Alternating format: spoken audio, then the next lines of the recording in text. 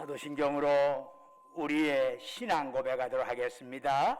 나는 전능하신 아버지 하나님 전지의 창조주를 믿습니다. 나는 그의 유일하신 아들 우리 주 예수 그리스도를 믿습니다.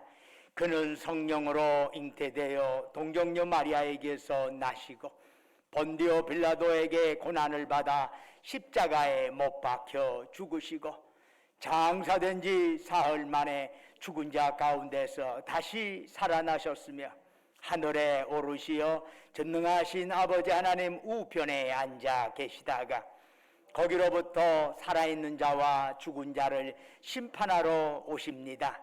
나는 성령을 믿으며 거룩한 공교회와 성도의 교제와 죄를 용서받는 것과 몸의 부활과 영생을 믿습니다. 아멘.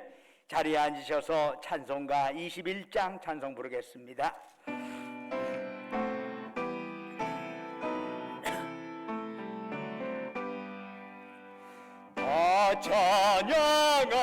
찬양하여라 전능과 창조의 주께 내오나 주 찬양 평강과 구원의 주님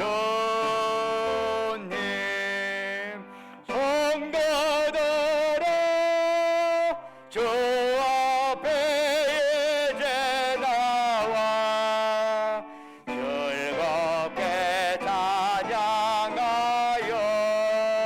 찬양하여라 다 찬양하여라 놀라운 만유의 주께 포근한 날개미 늘 품어주시는 주님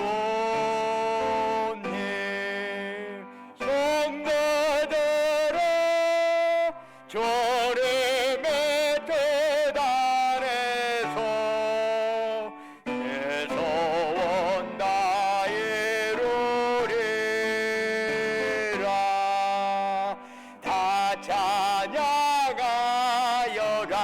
온몸과 마음을 바쳐 이 세상 만물이 주 앞에 다 나와 찬양 성도들아 기쁘게 소리 높여 영원히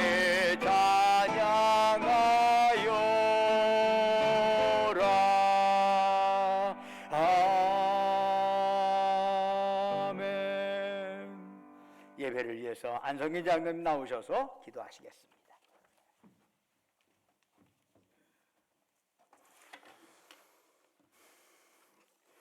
다 같이 기도드리겠습니다.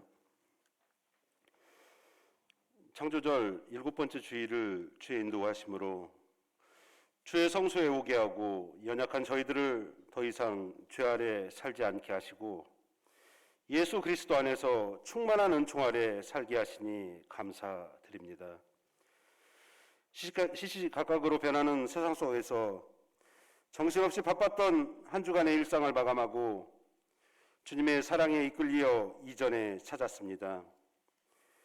오늘 주님 전을 찾은 성도들과 온라인 예배로 주의 뜻을 찾은 주의 자녀들을 기억하여 주시고 평안과 안식이 깃드는 예배가 되기를 소망합니다. 사랑의 주님, 세상에서 살면서 주님과 약속했던 맹세는 온데간데 없이 저희들 탕자처럼 이 자리에 왔습니다. 망령된 길을 수도 없이 걸었고 세상 재미에 빠져버렸던 저희들입니다. 경건에 이르기를 연습하려던 저희들의 의지는 이미 꺾인 지 오래되고 말았습니다. 더 이상 이런 생활을 할 수 없음을 깨닫게 해주신 주님 감사합니다. 주님 이 시간 고백합니다. 용서해 주시길 이 시간 또한 소망합니다. 소망의 주님, 추수의 계절인 가을을 주심을 진심으로 감사드립니다. 저희들에게 추수의 계절을 주신 것은 이 계절을 통하여 주님에 대한 감사를 회복할 수 있도록 이끄시는 주님의 섭리임을 깨닫습니다. 그동안 감사 생활해야 함에도 불구하고 오히려 불평, 불만으로 살아왔던 저희들 아닙니까? 오늘 이 시간 지나온 1년을 돌이켜보면서 감사 생활을 하지 못했던 것을 회개하며 참으로 감사해야 될 일이 무엇인지를 기억하게 하시고 주님께 깊은 감사를 드릴 수 있는 저희 모두가 되게 하여 주옵소서.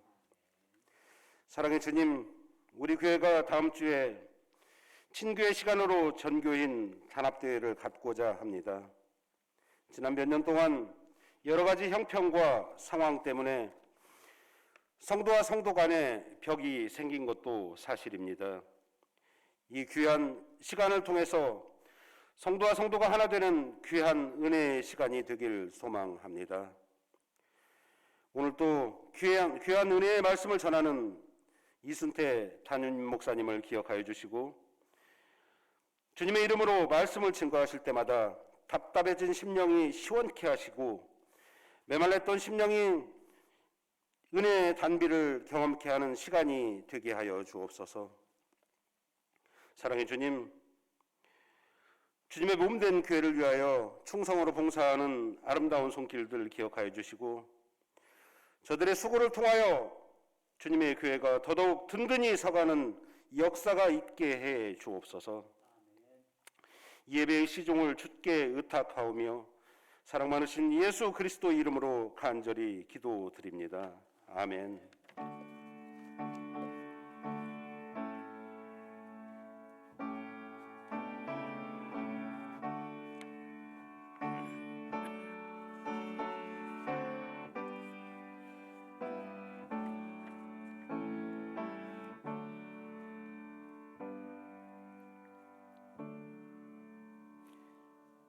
할렐루야.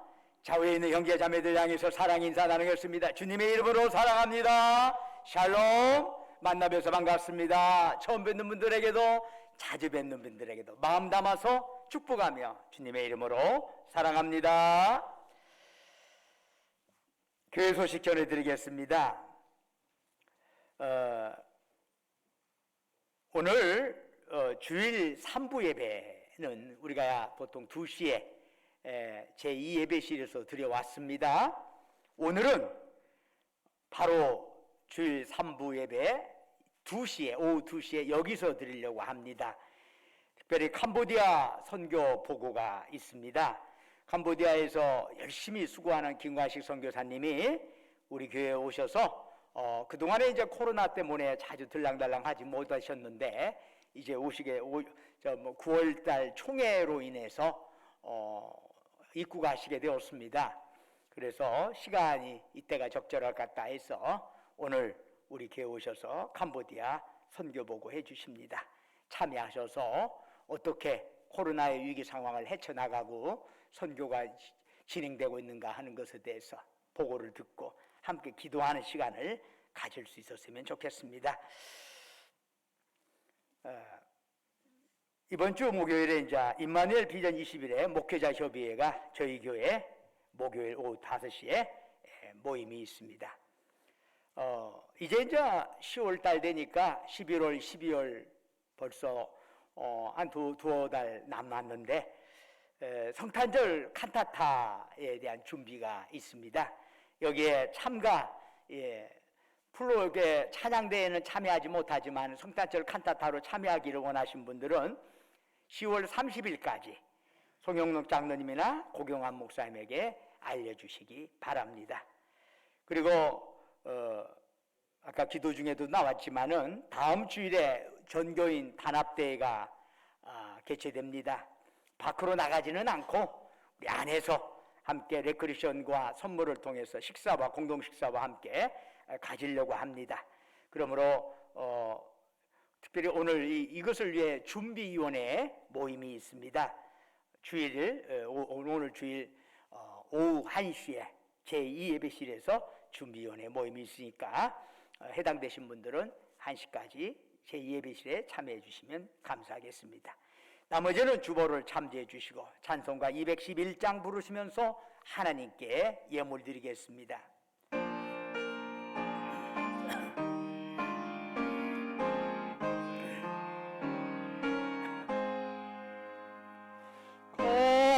값비싼 향유를 주께 드리 막달라 마리아 본받아서 양기로운 산재물 주님께 바치리 사랑해 주네 주님께 연약한 자에게 힘을 주고 어두운 세상에 빛을 비춰 성실과 인내로 내 영제에 이끌리 사랑해 주네 주님께 두려운 마음에 소망 주고 슬픔에 쌓인 자 위로하며 길 잃은 자들을 친절히 끌리 사랑해 주네 주님께 인생의 왕원이 깃들어서 이 땅에 수고가 끝날 때에 주님을 섬기다 평안히 가리라 사랑해 주네 주님께 아멘.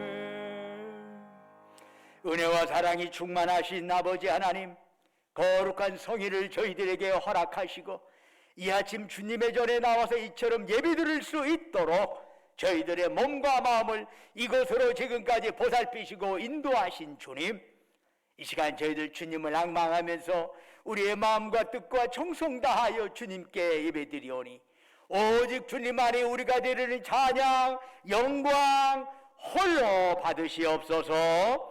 아버지 하나님, 참으로 저희들이 드리는 이 예배가 하늘에는 영광이요 예배드리는 우리 모두에게 은혜와 기쁨 충만한 자리가 되기를 원합니다. 특별히 고개 숙인 주의 백성들에게 이 시간 성령으로 충만하게 역사하여 주소서. 성령 충만을 통해서 우리의 연약한 영육이 강건해지게 하옵시고, 성령 충만을 통해서 우리의 얽히고 설킨 문제가 해결받는 역사가 이 자리에서 일어나게 하옵소서. 아버지 하나님, 특별히 지난 한 주간도 주님의 은혜 안에 살게 하시고 오늘 주의 전에 나올 때 우리의 정성을 담아 소중한 물질을 주께 바치게 하심 감사드립니다. 주님께서 우리에게 베풀어 주신 그 사랑, 그 은총 생각하면서 예물 드리오니 주여 받으시고 바치는 심령 후에 큰 복을 내려 주옵소서. 11조로 주께 바칩니다. 범사에 감사해서 범사감상금 드립니다. 우리의 삶의 여정 곳곳에 하나님의 손길 기어가면서 각가지 제목으로 특별감상금 드리옵니다. 매주마다 주님과 약조했던 주정금 바칩니다. 너희는 땅끝까지 가서 내 증인 되어라. 주의 말씀 가슴에 새기면서 우리가 머무러 갈 수 없지만 보내는 선교사 역할을 감당하기 위하여 해외 선교금, 국내 선교금 드리옵니다. 또한 각자의 어려운, 주변에 힘들고 어렵고 정말 고통당하는 우리 형제자매들, 그들을 향하여 긍휼의 마음 담아 사랑 나눔금 바칩니다. 그 밖에 개개인의 처지와 형편에 따라 하나님 아버지께 서운하며 간구하며 예물 드리오니 그들의 기도에 제목제목 귀 기울여 주시고 응답하여 주시옵소서. 아버지 하나님, 참으로 우리 전주신과학교를 지금까지 보살피시고 인도해 주신 것 감사합니다. 원컨대 주님의 몸된 교회가 이 변화되고 새롭게 회오리 치는 이런 상황에서, 세속주의가 교회 안에 깊숙이 들어온 이런 상황에서 말씀의 뿌리 내리고 세상을 향하여 빛과 소금의 역할을 제대로 감당할 수 있는 교회가 되게 하여 주옵소서. 그래야 우리 전주신과 함께 지체들이 가는 그 곳곳마다 그들을 통해서 빛의 역사가, 복음의 역사가 널리 확산되게 하옵소서. 특별히 우리 교회 여러 시설을 위하여 나름대로 작정하며 시설 목적하는 헌금한 좌우에게도 하늘의 복으로 가득 채우시옵소서. 그 밖에 꽃으로, 목소리로, 몸으로 여러 형태로 이름도 없이 빛도 없이 헌신하고 헌물하는 그들을 기억하여 주옵시고 그들의 섬김 받으시고 하늘 상급으로 가득 채우시옵소서. 아버지 하나님, 원컨대 이 예물 쓰이는 곳곳마다 복음의 역사가 나타나게 하시고 주님 영광만 크게 드러나게 하옵소서. 특별히 우리가 이 땅에 살아가는 동안에 물질이 없어 어려움 당하지 않게 하시고 행여는 물질로 인하여 교만하지도 않게 하시옵소서. 주신 물질, 주신 생명, 건강, 은사, 시간 가지고 주께서 우리 영혼 부르시는 그날까지 죽도록 하나님께 충성하며 이웃을 섬기며 나누며 살아가게 하옵소서. 예수 그리스도 이름으로 기도드립니다. 아멘. 오늘 우리에게 주시는 하나님의 말씀은 느헤미야 10장 28절에서 39절까지의 말씀입니다. 구약성경 741쪽입니다. 느헤미야 10장 28절부터 39절까지 저와 여러분이 한 절씩 교독하겠습니다. 10장 28절입니다. 그 남은 백성과 제사장들과 레위 사람들과 문지기들과 노래하는 자들과 느헤님 사람들과 및 이방 사람과 절교하고 하나님의 율법을 준행하는 모든 자와 그들의 아내와 그들의 자녀들 곧 지식과 총명이 있는 자들은 다 그들의 형제 귀족을 따라 저주로 맹세하기를 우리가 하나님의 종 모세를 통하여 주신 율법을 따라 우리 주 여호와의 모든 계명과 규례와 율례를 지켜 행하여 우리의 딸들을 이 땅 백성에게 주지 아니하고 우리의 아들들을 위하여 그들의 딸들을 데려오지 아니하며 혹시 이 땅 백성이 안식일의 물품이나 온갖 곡물을 가져다가 팔려고 할지라도 우리가 안식일이나 성일에는 그들에게서 사지 않겠고 일곱째 해마다 땅을 쉬게 하고 못 빚을 탕감하리라 하였고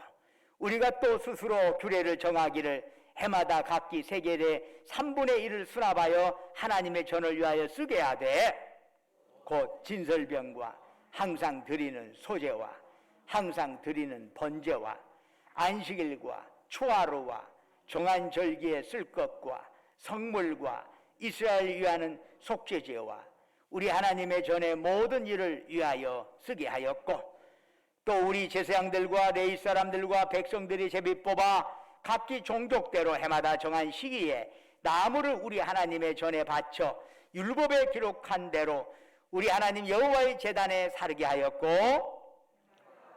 우리 토지선의 만물과 각종 과목의 첫 열매를 여호와의 전에 드리기로 하였고 또 우리의 맏아들들과 가축의 처음 난 것과 소와 양의 처음 난 것을 율법에 기록된 대로 우리 하나님의 전으로 가져다가 우리 하나님의 전에는 섬기는 제사장들에게 주고 또 처음 익은 밀의 가루와 겨제물과 각종 과목의 열매와 새 포도주와 기름을 제사장들에게 가져다가 우리 하나님의 전에 여러 방에 두고 또 우리 산물의 11조를 레위 사람들에게 주리라 하였나니 이 레위 사람들은 우리의 모든 성읍에서 산물의 11조를 받는 자임이며 레위 사람들이 11조를 받을 때는 아론의 자손 제사장 한 사람이 함께 있을 것이요 레위 사람들은 그 11조의 10분의 1을 가져다가 우리 하나님의 전 곳간에 여러 방에 두되 또 이스라엘 자손과 레위 자손이 거제로 드린 곡식과 새 포도주와 기름을 가져다가 성소의 그릇들을 두는 골방 곧 섬기는 제사장들과 문지기들과 노래하는 자들이 있는 골방에 둘 것이라. 그리하여 우리가 우리 하나님의 전을 버려두지 아니하리라. 아멘. 오늘 예배에 참여한 여러분 모두에게 하나님의 놀라운 평강과 축복이 함께하기를 주님의 이름으로 축원합니다. 주전 445년 제7월 1일 되었습니다. 그날 유다 지역에 사는 유대인들은 새벽부터 예루살렘으로 쫙 모여들었습니다. 7월 1일이 그들에게 있어서는 새해 첫날이기 때문이지요. 그들은 새해 첫날 무엇을 했느냐? 예루살렘 수문학 광장 앞에 모여서 그곳에서 개최된 말씀성에 참석을 한 겁니다. 에스라가 강단에 서서 하나님의 말씀을 낭독했습니다. 그 말씀을 레위인들은 백성들에게 알기 쉽게 설명해 주었습니다. 그렇게 6시간 동안 온전히 서서 말씀을 들으면서 유대인들은 눈물을 쏟아냈습니다. 우리가 하나님 백성이라면서 하나님 택함 받은 자녀라면서 어떻게 이때까지 하나님 말씀도 모르면서 살아왔을까? 탄식하며 회개했습니다. 그리고 7월이라면 유대력 7월이면 우리의 9월 10월경이 됩니다. 가을이지요. 가을에 드리는 초막절 절기를 일주일간 지키고 나서 제7월 24일 유대인들은 다시 집회를 가졌습니다. 이번에는 완전히 금식을 하면서 배옷 입고 티끌 머리에 뿌리면서 그야말로 회개를 작심하고 대각성 집회를 가진 겁니다. 3시간 동안 하나님의 말씀을 들었습니다. 그리고 3시간 동안 회개 기도를 드렸습니다. 그들은 말씀을 들으면서 자신들의 역사를 바라보는 눈이 열리게 되었습니다. 이스라엘의 역사는 하나님의 사랑과 신실하심 그리고 이에 대비되는 이스라엘의 불순종과 반역의 역사라고 할 수 있습니다. 유대인들은 자기들이 죄인이라는 사실을 먼저 자백했습니다. 누구 때문에 이런 게 아니라 자기들이 죄인이구나. 그래서 이 험난한 역사가 이루어졌구나 라고 하는 것을 고백한 거죠. 그런데 그게 전부가 아니었습니다. 더 나아가 그들은 앞으로 하나님의 말씀 따라서 살겠노라고 결단을 하였습니다. 과거의 것을 자백하고 회개한 것으로 끝나는 게 아니잖아요.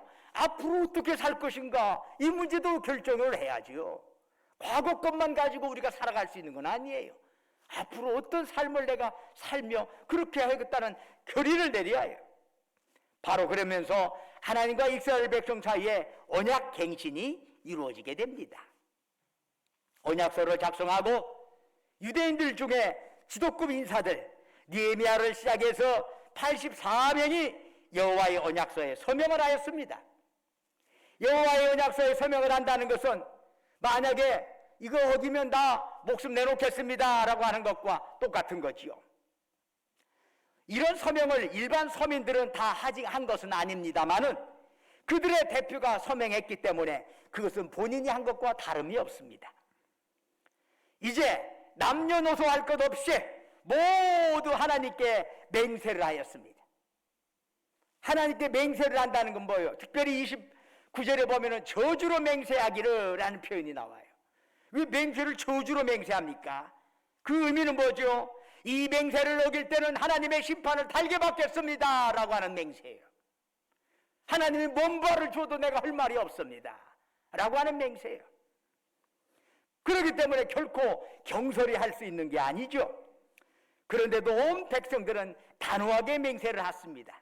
그만큼 그 당시에 그들의 상황이 절실했다는 뜻이 되기도 합니다. 그렇다면은 그 맹세의 내용에는 어떤 것들이 들어있었을까요? 유대인들은 지리적으로 우상을 숭배하는 이방인들에 의해 둘러싸여 있었습니다. 이방인들은 유대인들이 자신들의 사회와 종교, 사업의 일부가 되기를 원했습니다. 유대인들도 자신들과 똑같이 살아가고 똑같이 행동하기를 원했던 거지요. 그러나 모세율법은 하나님의 백성이 이방인들처럼 사는 것을 엄격히 금지하였습니다. 그래서 에스겔 44장 23절에 의하면 제사장의 중요 임무 중 하나가 백성들에게 거룩한 것과 속된 것의 구별을 가르친 일이라 되어 있습니다. 여기서 구별이라고 하는 용어는 달리 표현하면 거룩이라고 할 수 있습니다. 거룩은 어떤 희생을 치르더라도 하나님께 전적으로 헌신하는 것을 의미합니다. 여러분, 한 남자와 한 여자가 결혼을 했어요. 이건 뭔 뜻이요? 다른 사람과의 관계를 끊고 오직 서로에게만 전적으로 헌신하겠다는 뜻이에요. 거룩은 사랑이 동기가 된 전적인 헌신이에요. 이사야 43장 1절에서 하나님께서 이스라엘에게 이런 말씀을 하시네요. 내가 너를 구속하였고 내가 너를 지명하여 불러나니 너는 내 것이라. 하나님의 백성은 하나님의 것인 줄로 믿습니다. 여러분 누구의 것이요? 하나님의 것입니다. 저는 누구의 것입니까? 하나님의 것입니다. 그러므로 하나님의 백성은 하나님의 것이기 때문에 한눈 팔면 안 돼. 다른 데다가 이 사람 쳐다보고 저 사람 쳐다보면서 길 걸어가면 안 돼. 오직 하나님 바라보며 그분의 말씀 따라 살아가야 할 줄로 믿습니다. 그렇다면 느헤미야 당시에 유대인들이 언약을 갱신하면서 맹세한 내용에는 어떤 것들이 들어있을까요? 첫째로 결혼의 거룩성을 맹세합니다.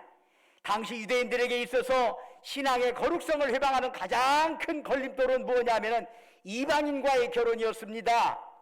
오랫동안 서로 다른 종교 생활을 하다가 부부가 되면 이제까지 자신에게 익숙한 방식대로 살려 합니다. 처음에는 서로에게 맞춰주려고 하지만 어느 정도 때가 되면 자기의 익숙한 방식대로 또 나가게 됩니다. 우상을 섬기는 이방인들은 우상의 방식대로 살려고 하고 하나님을 섬기려 하는 자는 하나님의 방식대로 살려고 합니다. 그러다가 충돌이 생깁니다. 부딪히게 됩니다. 쉽게 말해서 오늘 예배를 드려야 하잖아. 예, 주일이니까. 야, 하루 빠진다고 뭐 오늘은 놀러 가야지. 하루 빠진다고 지옥 가겠냐? 그러면서 나름대로 주일 성수를 그렇게 다짐해 왔던 그런 배우자는 갈등을 할 수밖에 없습니다. 안 돼, 간다고 그러면 너는 너대로 나는 나대로 하다 보면 부부싸움 납니다. 그러면 어떻게 해요? 타협이 이루어져. 타협이 이루어지면서 적지 않은 경우에 거룩한 신앙생활은 포기할 수밖에 없게 되는 거지요. 그러면 느헤미야 당시의 유대인들은 왜 이방인들과 결혼을 하려 했을까요? 이미 13년 전 에스라에 의해서 이방인과의 결혼을 금지하는 조치를 취했음에도 불구하고 여전히 그 관습이 근절되지 못한 이유가 무엇일까요? 그것은 사회적 신분이나 출세를 위해서 유대인들이 이미 그 지역에 자리를 잡은 이방인과의 결혼을 선호했기 때문입니다. 혹시 오늘날 불신자들과 결혼하는 신자들처럼 그런 결혼이 자신의 배우자에게 신앙을 갖게 할 수 있는 계기가 될 것이라고 하는 주장하는 유대인들이 있을지도 모르겠습니다. 그러나 결과를 보면은 그런 결혼으로 인해서 신앙의 순결성 혹은 거룩성은 많이 훼손되고 말았습니다. 그래서 언약갱신에서 유대인들은 다시 한번 이방인과의 결혼을 하지 않겠노라. 느헤미야 10장 30절에서 맹세합니다. 우리의 딸들을 이 땅 백성에게 주지 아니하고 우리의 아들 딸을 위하여 그들의 딸들을 데려오지 않겠습니다. 첫 번째 맹세입니다. 둘째 맹세는 뭐지요? 안식일을 거룩히 지키겠다는 것입니다. 느헤미야 당시에 왜 안식일 준수에 대한 것이 맹세하기까지 그렇게 절실했던 걸까요? 느헤미야 10장 31절 상반부에서 유대인들은 이런 맹세를 합니다.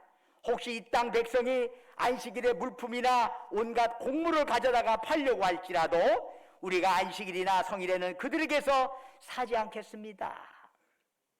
안식일 준수와 관련해서 유대인들이 염두에 둔 것은 안식일에 물품을 팔고 사는 행위입니다.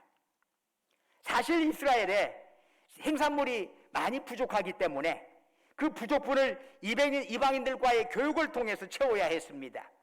그런데 예루살렘 주변의 이방인들은 안식일에도 다른 요일과 똑같이 생각해서 예루살렘 들어와 가지고 장사를 하는 것입니다. 안식일이 되었는데 한쪽에서는 예배를 드리는데 예루살렘에 들어와서 물품을 사는 사람이 있고 파는 사람이 있는 겁니다. 그러나 유대인들에게 있어서 안식일은 하나님께서 구별하신 날이기 때문에 평일과는 구별된 모습을 보여야 했습니다. 하나님께서는 일주일 중 하루를 안식일로 구별하여 거룩히 지키라고 명령하셨습니다. 그날을 쉬라는 거예요. 쉼도 하나님의 명령이요. 그런데 그 쉼을 게으름으로 인식하는 풍토에서는 이런 하나님의 명령이 큰 부담으로 간주됩니다. 더욱이 장사를 못하게 하는 것은 큰 낭비로 여겨지곤 합니다. 그런데 우리가 안식일을 거룩히 지켜야 하는 이유에 대해 성경은 두 가지 이유를 제시합니다. 출애굽기에 의하면은 하나님께서 6일간 창조를 끝내시고 제7일째 쉬셨으니까 그 백성들도 쉬어라 라고 하는 것입니다. 한편 신명기에 의하면은 안식일 준수의 근거를 출애굽 사건에서 찾습니다. 이스라엘 백성도 한때는 안식이 없었던 노예들이었는데 하나님께서 그들을 구원해 내셔서 안식케 하셨다. 그러니 모든 구성원들은 수고로운 노동에서 일주일에 한 번 쉬어야 한다는 것입니다. 그런데 이런 안식일의 중요성은 하던 일을 멈추는 것에서만 국한되는 건 아닙니다. 더 나아가 하던 일 내려놓고 은혜 베푸신 하나님께 경배하며 근본으로 돌아가는 날이 바로 안식일입니다. 인간의 손발을 믿지 말고 하나님의 은혜의 절대적인 가치를 인정하면서 말입니다. 이것이 예수님께서 마가복음 2장 27절에서 안식일이 사람을 위하여 있는 것이요 라고 말씀하신 그 핵심적인 의미라 할 수 있습니다. 셋째 맹세는 안식년을 거룩히 지키겠다는 것입니다. 안식일을 거룩히 지키겠다는 맹세는 안식년으로까지 이어집니다. 유대인들은 7년에 한 번씩 비옥도가 떨어진 땅을 쉬게 했습니다. 그리고 그 기간에 나오는 소출은 가난한 자들과 야생동물의 몫으로 삼았습니다. 이런 안식년 계명은 일반 경제적인 영역에까지 확장되어서 후래 이 안식년이 면제년으로 연결이 됩니다. 그래서 채권자는 채무자의 빚을 이 면제년에 면제해 줘야 합니다. 이것은 채권자에게는 아주 불리한 계명이 아닐 수 없습니다. 더욱이 안식년이 코앞에 다가왔는데 돈을 빌려주면 얼마 안 있어 그 돈을 다 면제해 주어야 하는데 그것 생각하면 돈 빌려주는 것을 망설일 수밖에 없습니다. 그래도 신명기 15장 7절 8절을 보면은 완악하게 하지 말라, 너희 손을 움켜쥐지 말라, 너희 손을 펴라, 넉넉히 주라 말씀합니다. 신명기 15장 9절에는 궁핍한 형제를 나몰라라 하면 그것이 네게 죄가 되리라 하였습니다. 그런가 하면 15장 10절에는 너는 반드시 그에게 줄 것이요 줄 때는 아끼는 마음을 품지 말 것이니라 명령하십니다. 이처럼 하나님의 자녀라면, 하나님의 백성이라면 어려운 자들 모른 채 하지 말고 기꺼이 열린 마음으로 그들에게 베풀라고 하는 하나님의 명령이 있습니다. 느헤미야 당시에 유대인들이 안식년을 지키겠다고 맹세한 것은 믿음의 커다란 진보였습니다. 왜냐하면 많은 백성들이 가난한 데다가 이스라엘 백성은 계속 기근과 경제적 침체를 겪고 있었기 때문입니다. 그런 상황에서 그럼에도 불구하고 유대인들은 맹세했습니다. 안식일과 안식년 거룩히 지키겠습니다. 셋째 맹세는 성전 운영에 헌신하겠다는 것입니다. 이스라엘의 성전은 광야 시대에 성막을 시작으로 해서 솔로몬 왕 때 성전이 예루살렘에 건축되었습니다. 그러다가 주전 587년 바벨론 왕 느부갓네살에 의해서 솔로몬 성전은 불에 소실되고 말았습니다. 그 후 70년이 지난 주전 515년경에 제2성전이 지어졌지만 백성들은 성전에 헌신하지 않았습니다. 마치 강 건너 불구경하듯이 필요하면 가끔 찾아보는 식으로 성전을 대했습니다. 그런데 이제 유대인들은 성전 사역을 위하여 필요한 것들 기꺼이 바치겠습니다 라고 맹세를 하는 거지요. 그들은 느헤미야 10장 39절에서 이렇게 외칩니다. 우리가 우리 하나님의 전을 버려두지 아니하리라. 성전은 온 세상 모든 곳에 계시는 하나님께서 특별히 임재하시겠다고 약속하신 그러한 공간입니다. 하나님은 무세부재하신 분이시죠. 계시지 않는 분이 않는 것이 없습니다. 그럼에도 불구하고 특별히 하나님이 자기 자신을 드러내겠다고 하신 자리가 바로 성전입니다. 구약시대 성전 하면은 흔히 눈에 보이는 건물을 의미했습니다. 그러다가 점차적으로 그 성전의 핵심이 뭐지요? 사실은 건물이 아니라 그 안에 계시는 하나님의 핵심이지요. 하나님이 임재하신다는 것이 성전의 핵심이에요. 그러면서 하나님 임재하심에 초점이 맞춰지면서 건물을 뛰어넘어 우리의 몸, 우리 안에서 하나님이 계시면 우리가 성전이 되는 것이에요. 우리의 교회, 교인들의 모임, 성도들의 모임, 그 속에 하나님이 계시면 성도들의 모임 자체가 성전이 되는 것이에요. 그래서 구약시대의 건물 중심에서 점차 사람 중심으로 바꿔지게 됩니다. 그러다가 극단적으로 나아가는 자들은 교회당이라는 건물은 더 이상 필요 없다라고 주장까지 하기도 합니다. 이에 대해서 우리는 영국의 성경 주석가인 캠벨 몰간의 말에 주목할 필요가 있습니다. 그는 이렇게 말하지요. 오늘날 하나님의 전이 더 이상 물질적인 것이 아닌 영적인 것이기는 하지만 물질은 여전히 영적인 것의 실질적인 상징이 되어 있습니다. 어느 지방 어떤 곳에 있는 하나님의 교회가 중요한 집회 장소와 예배 장소로서 그리고 사역 장소로서 소임을 다하지 않는다면 그것은 교회의 생명이 꺼져가고 있다는 표시요 증거일 것입니다. 우리가 성전을 언급할 때 건물 외양에 치중하는 것은 물론 적절하지 않습니다. 중요한 것은 성전이 하나님을 예배하고 성도들이 친구하는 장소로서 필요하다는 것입니다. 이스라엘의 제2성전은 솔로몬의 성전처럼 장엄함이나 화려함은 없습니다. 그렇지만 여전히 그것은 하나님의 성전이었고 하나님의 백성은 성전 운영을 위하여 헌신할 의무가 있는 것입니다. 그냥 성전에 와서 구경하러 오는 것이 아니라 그 속에서 하나님께 영광을 돌리는 의무를 이 하나님 백성들은 다 가지고 있는 것입니다. 느헤미야 10장 32절 이하에는 여러 형태의 헌신 방법이 제기되어 있습니다. 성전세를 바치기도 하고 그러면서 그 성전세는 성전의 희생제물과 성전 비품 비용으로 활용되었습니다.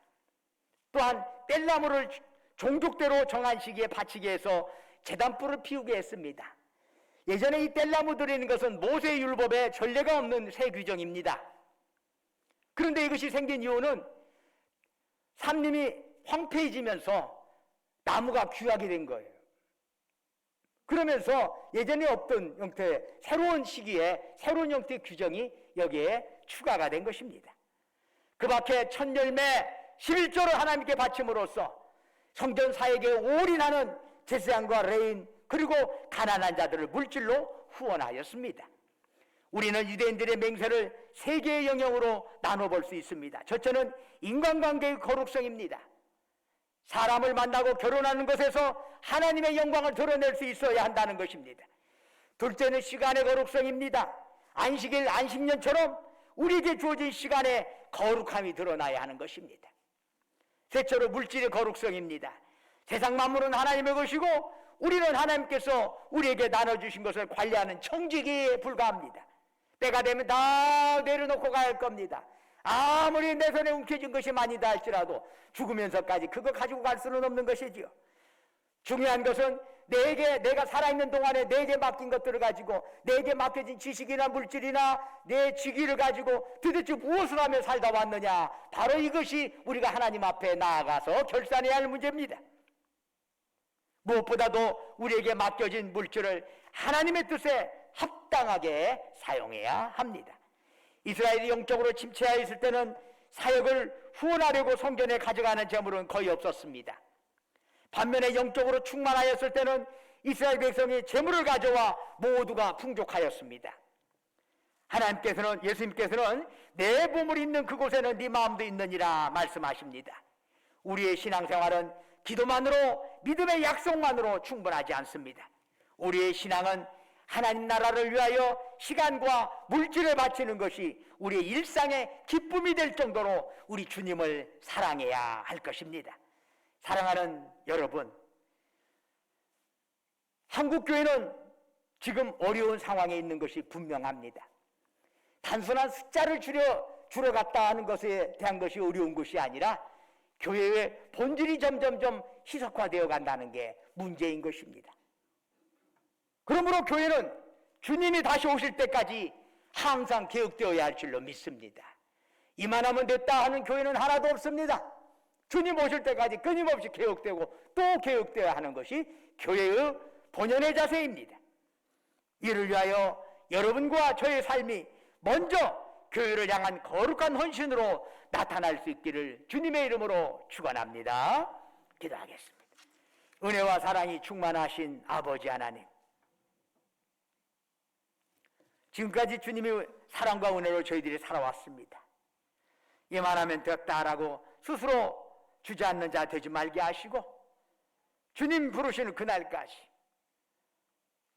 주님의 몸된 교회를 향한 거룩한 헌신의 삶이 끊어지지 않게 하옵소서. 예수 그리스도의 이름으로 기도드립니다. 아멘. 다 같이 일어나셔서 찬송가 54장 부르시겠습니다.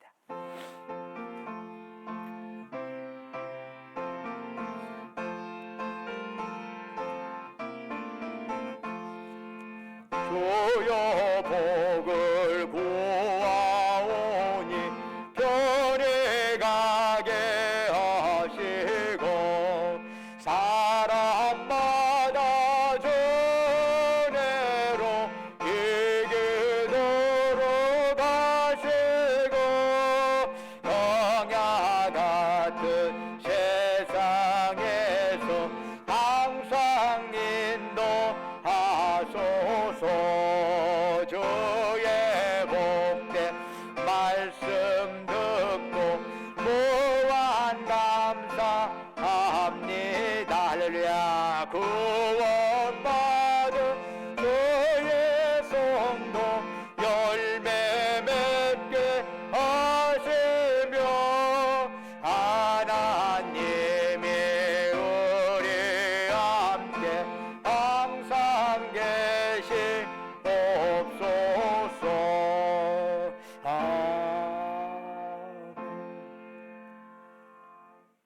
이제는